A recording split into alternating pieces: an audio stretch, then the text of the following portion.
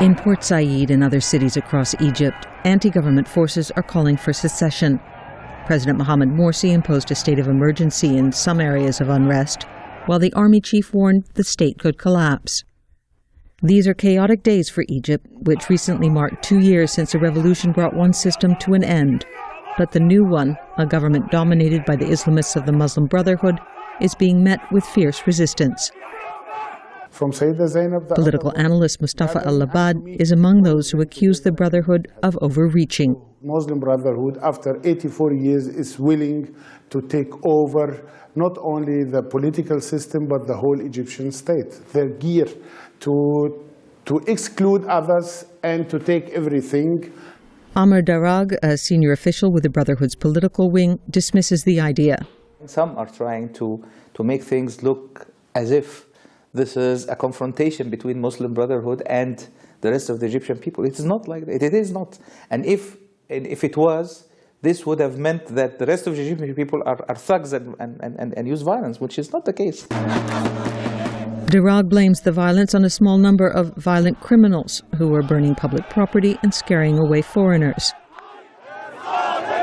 Opposition leaders say discontent goes much further. They argue a lack of economic improvement and social justice warrants a new national unity government. Political analyst Labad. The president should commit himself to have a real dialogue with the opposition, not a dialogue where people are gathering with no specific agenda, with no commitment.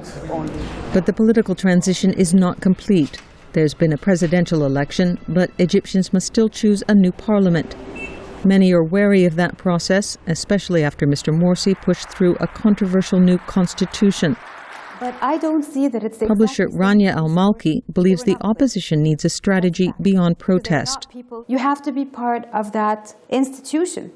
Otherwise, you won't have a voice, and you're always going to have to depend on the popular anger of disaffected youth to further your own political agenda. At this point, it appears some of Egypt's new insiders wouldn't mind sharing responsibility and blame. Everybody has to share his part in the responsibility. I believe the president is trying to do his best.